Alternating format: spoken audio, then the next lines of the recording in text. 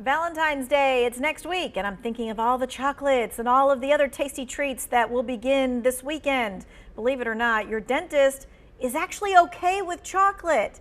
Okay, so that's the headline. Your dentist is okay with chocolate, but Dr. Elaine Vowell has some detailed recommendations that she does want to share with you before you dive in. She's also taking your questions today. So what we want you to do, we invite you to text your questions to 336-379-5775 and get the real answer from the doctor instead of what you think is the answer. Okay. Doctor, let's start with this. Let's start with the basics. What are some ways that we can eat the fun things that we want to eat for Valentine's Day, but not do too much damage to what's going on in our mouth? Oh, this isn't a fun one, but like so many great tasting foods, probably moderation is the key. You can have any sweet treat you want, but if you can limit it to at mealtime or not constantly throughout the day, that is very helpful to your teeth. Okay, and let's kind of discuss why that is. When you eat it at mealtime and then you're drinking water and that kind of stuff, what does that do versus you like snacking on candy all throughout the day? Cavity formation is a product of frequency, not quantity. So twofold. One, every time your teeth are exposed to sugar, there's a pH shift in your mouth and it's prime time to make cavities. So for example, I like to tell people if they get a big gulp, from a dental standpoint, so much better to drink that in one sitting than to sip on it throughout the day. Health-wise, your MD may disagree that it's the exact same, you're still getting the same amount of sugar, but from a dental standpoint, consuming it all at once is better because you don't have the ability to make cavities throughout the day. The second part is it's much better to eat sugar right after your meals or with your meals because you have a better supply of saliva, and nobody loves to talk about spit, especially before Valentine's Day, but it is a great way to keep your mouth healthy, and a mouth that helps naturally rinse some of those sugars away is going to keep your teeth healthier. Okay. All right, so if you do enjoy the candy, which most of us do, let's talk about some candies that are better than other candies. First, let's tackle chocolate, because chocolate's like way up there when it comes to Valentine's Day. Oh, yes. And I love chocolate. I don't trust people who don't like chocolate. Think they're lying to me. But chocolate is actually one of the better treats you can have when it comes to cavity formation or less cavity formation. Paired with peanuts, so Reese's peanut butter cups shaped in hearts, those are probably one of the better ones. Peanut M&Ms.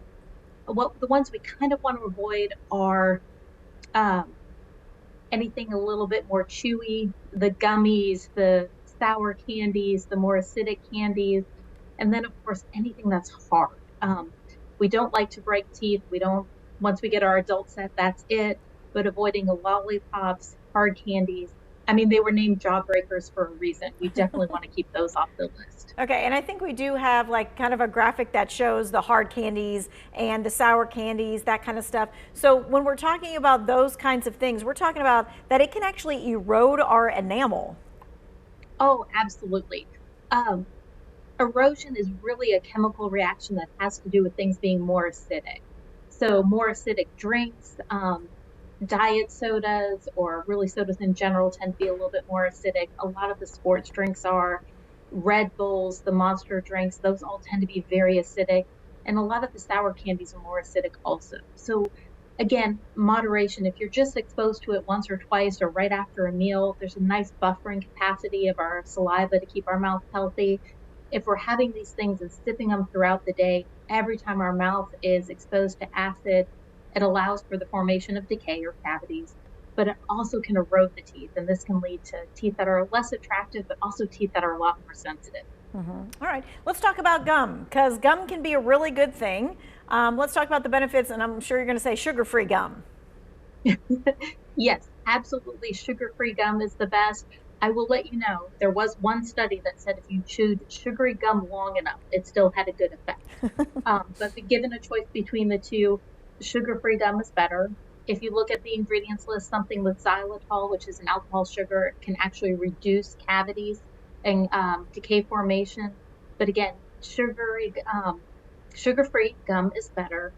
And having it throughout the day, same thing. I feel like it's icky to talk about spit, but one of the best things about gum is it helps keeps your mouth moist and allows it to rinse away the bad bacteria that would cause problems. Okay, so is that kind of just the same kind of thing of like after you drink coffee or after you drink red wine, you should like drink with water to kind of flush that out from your mouth? Absolutely, absolutely. And the same thing with just naturally pairing some of the sugary foods with other foods at the table will help to kind of balance it and neutralize the sugar. Okay, let's just, before we throw to the break and get people's questions, let's just talk about the quick 101 habits that you should maintain for your teeth and your gums. Nothing revolutionary has changed on this one. Brushing twice a day and flossing once a day is still amazing and key. And those are really the basics and the most important. There are other adjunct therapies that some people like mouthwashes or water picks, and none of those are bad. But keeping just to the staples of brushing twice every single day and brushing long enough, 2 minutes is how long we need to clean our teeth. So 2 minutes in the morning, 2 minutes at night, and then a minute to floss, and that is really the foundation of a healthy mouth. Okay, and I think that 2 minutes sounds probably like a long time to most people. Oh, and it's even longer for those poor children out there. 2 minutes feels like forever when you're a kid. So there's plenty of apps along with electric toothbrushes that'll let you know how you're brushing. I kind of go to the tried and true of just putting a song on the phone. Hmm. Kids can brush for the length of the song, and that will definitely get them covered. But um, yeah, once you get in the habit, it's like anything else. It's not terrible, but the average person brushes between 30 seconds and 45 seconds, and that's just not enough time to get it done. Not enough time to get it done. All right, we're going to be taking your questions when we come back. 336 379 5775.